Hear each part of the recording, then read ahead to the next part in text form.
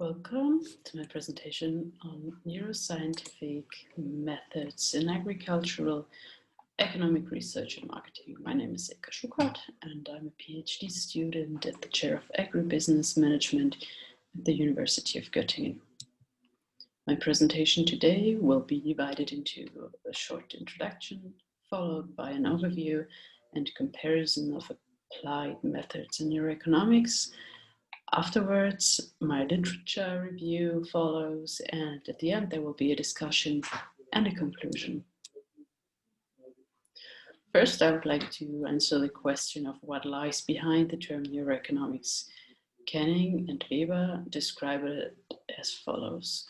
Neuroeconomics is defined as the description and explanation of human behavior in economic decision-making situations with the methodological support from the neurosciences.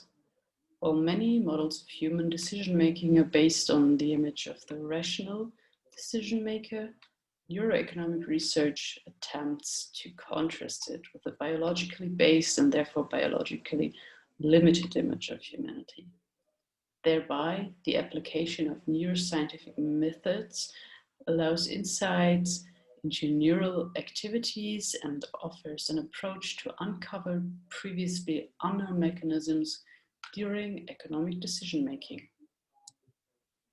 This leads to the second part of my presentation, the comparison of applied neuroscientific methods in neuroeconomics.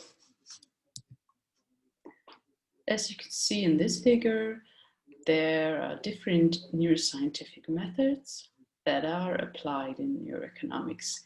In the following, I will refer to the three methods most frequently used in scientific research, which are eye tracking, the functional near-infrared spectroscopy, also known as FNIRS, and the functional magnetic resonance imaging, also known as fMRI.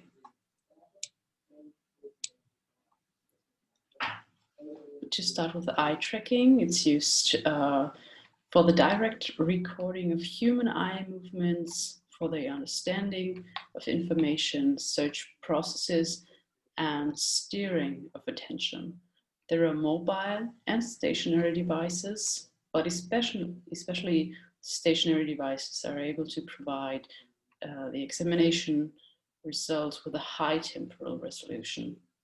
Due to the average acquisition costs of 20,000 euros and the running costs of about 25 euros per hour, eye tracking can be considered as very inexpensive. Disadvantages of its use arise in the context of mobile applications, as they have a very low temporal resolution. The fMRI is still strongly established in neuroeconomic research field. It uses regular stationary MRI equipment and enables a non-invasive process to record human biological brain activity at the neural level in real time. It uses strong magnetic fields to generate images of biological tissue, and at the end of the process, the activated brain regions are color-coded. The main disadvantage is that the measured blood flow change represents rather a slow process, so that the temporal resolution only has a span of 1 to 4 seconds. Another disadvantage is that the fMRI cannot be used outside the laboratory. In addition to acquisition costs of 2 to 3 million euros, the operating costs amount to 200 up to 500 euros per hour. The third method, FNIRS, with this method, it is possible to measure the changes in blood flow in a specific brain region during neuronal activity. For this purpose, human tissue is illuminated by near-infrared light with a wavelength spectrum of 650 to 950 nanometers, which enables non-invasive application. In scientific practice, both stationary and mobile systems are used. A major advantage of FNIRS is that it offers a high temporal resolution. Another advantage is that mobile FNIRS can be used outside the laboratory in field studies.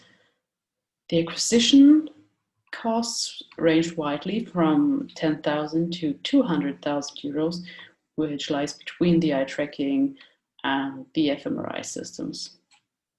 A disadvantage of FNIRS is that the spatial resolution is quite low and the investigation of deeper brain structures at a depth of 20 to 30 millimeters is very limited. After you've gained an overview of the most important methods, I would now like to continue with my research overview. The research overview will be illustrated by 3 different topics: brands and preferences, nutritional and purchasing behavior, and advertising and marketing. The first category, brands and preferences, includes studies aiming to detect but also to predict consumers' preferences in food choices. For example, the willingness of consumers to pay for a preferred beverage was investigated. These include fMRI experiments, for example, by McClure or O'Doherty, in which consumer decisions had to be made between soft drinks of different brands, like Pepsi and Cola, or between juices with different flavoring. Investigations on preferences formation in wines include other variable factors such as specific price information of beverages or taste perception. In addition to beverages, foods are also coming to the fore in research of preferences. For example, Annex examined rice and chocolate with regard to their preferences, while these only differed whether or not a fair trade label was present. Here, participants reported a perceived better and more intense taste for chocolate associated with the fair trade label. The second category, nutritional and purchasing behavior, is about developing an understanding of the motives for consumption and responses at the point of sale.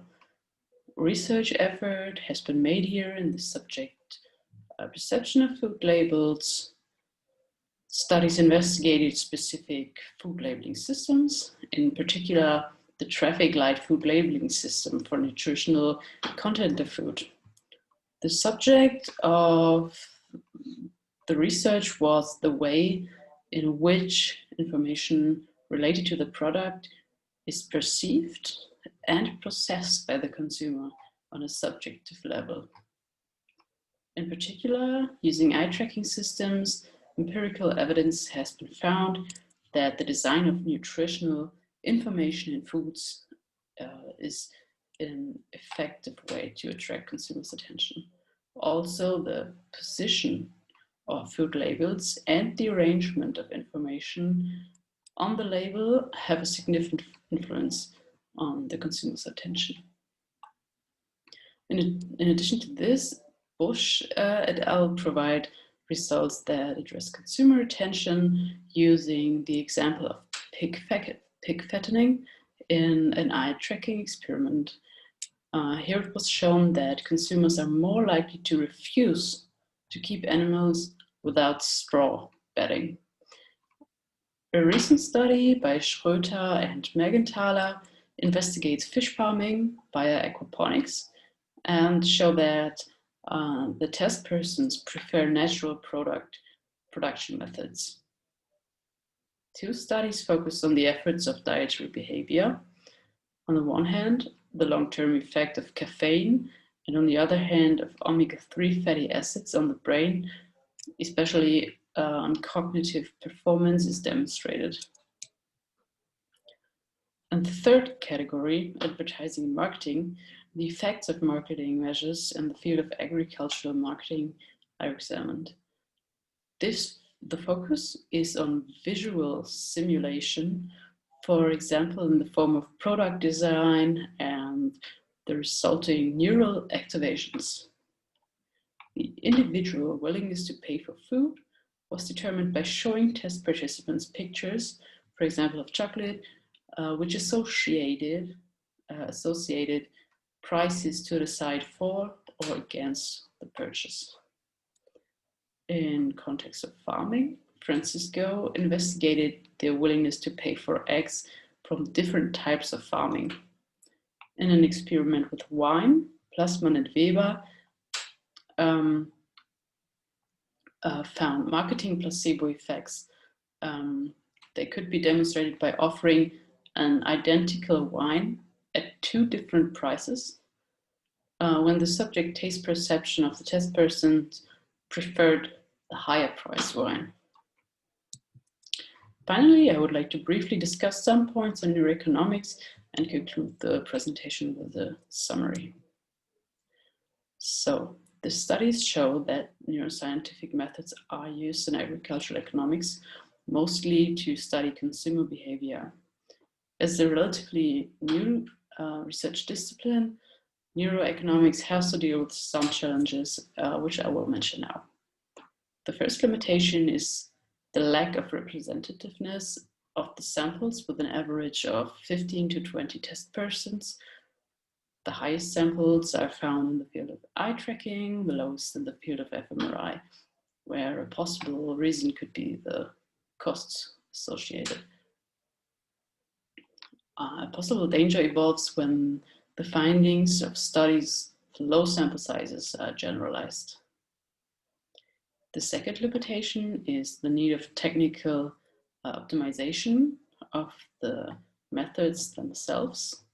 Even though the application of fMRI enjoys great popularity, it still requires technical optimization or the addition of other methods. A third, the question arises as to who can ultimately benefit from neuroeconomic research in the long or short term. The fourth challenge is the question whether ethics play a role for the consumer in the context of neuroeconomics. For example, neuromarketing as a subdiscipline of neuroeconomics has the primary aim to maximize profits and to identify measures to promote sales. Especially in this discipline, the emergence of ethical concerns from the consumer's perspective is not unreasonable. At this point, I would like to emphasize the summary of my results. Neuroeconomics is defined as the description and explanation of human behavior in economic decision-making situations with methodological support from the neurosciences. The methods eye tracking, fMRI, and fNIRS are of practical relevance, and they differ particularly